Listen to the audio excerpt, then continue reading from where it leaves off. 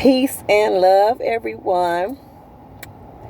Sending you all positive energy, high vibrations, success on your entrepreneurship, all love, all positivity. Today, I'm going to be speaking about the Ankh and its meaning. Okay? The Ankh originated from African spirituality in Kemet, one of the first civilizations that practiced African spirituality. Now today, the knowledge is crystallized and spread it throughout the universe. Okay? Divine oneness. So, the Ankh was used for many different interpretations, and I'm going to let you all know. Now, the Ankh was used for its electrical magnetic components. Okay?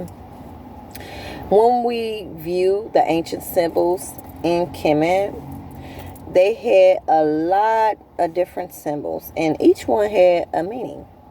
And majority of them were connected to the electrical components, an organized system of electricity. Okay?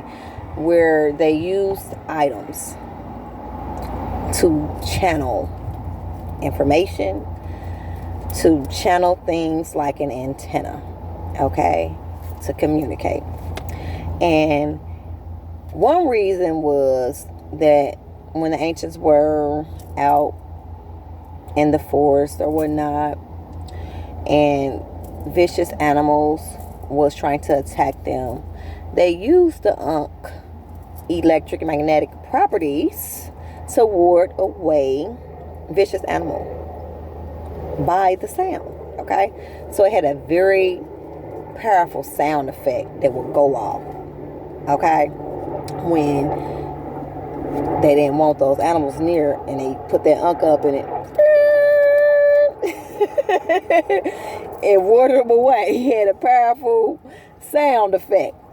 Also, they used the Ankh for electricity. Okay, so they was able to use it like a light bulb for electricity.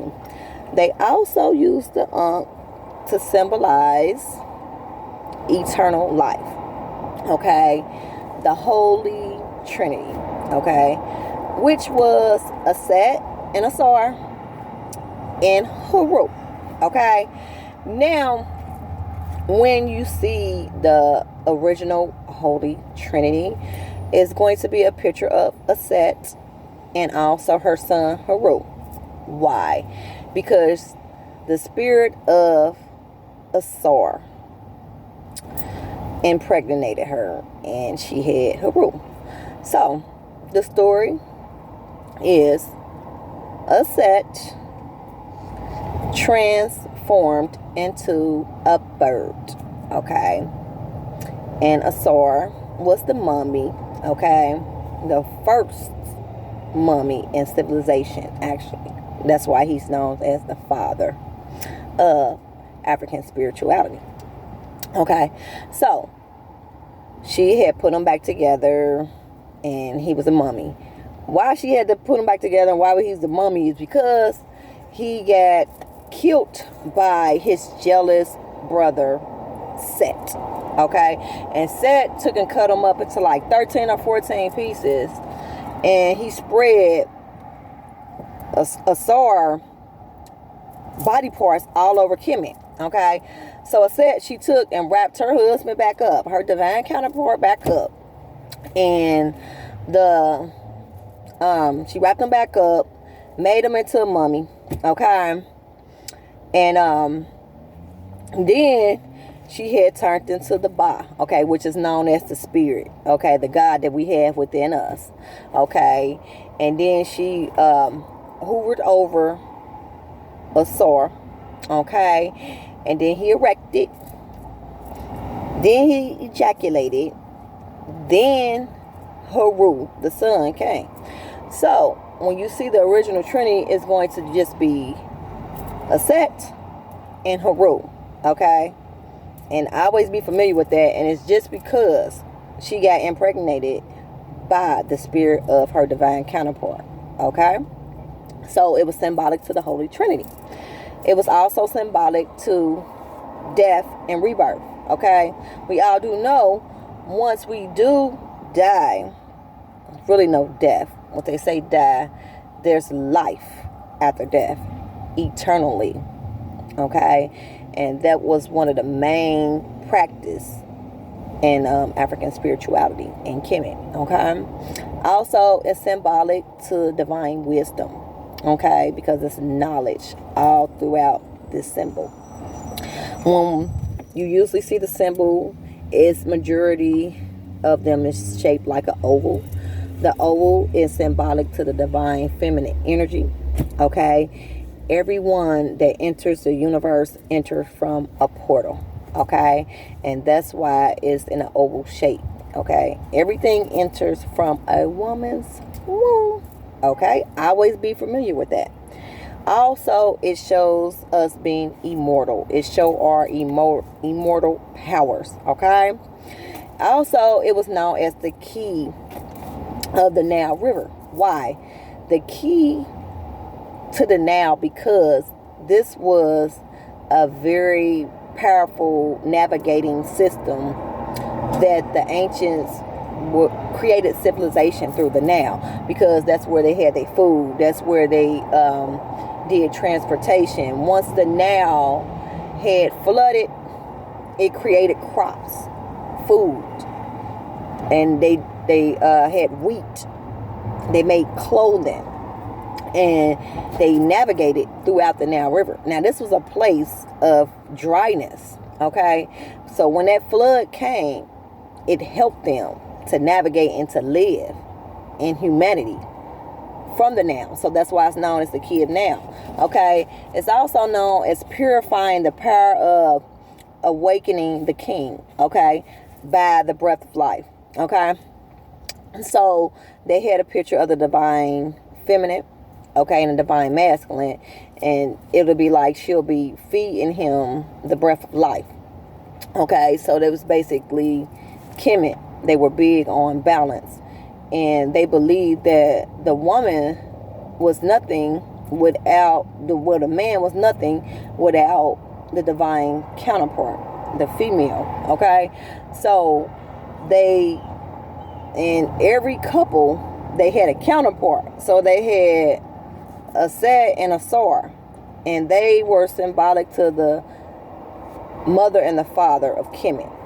Okay, then they had Gad and also Nut.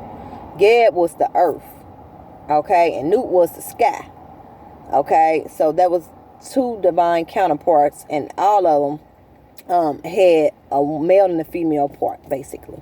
Okay, which created duality, the core of creation. Okay, so it was also known as the key to open the door to the afterlife.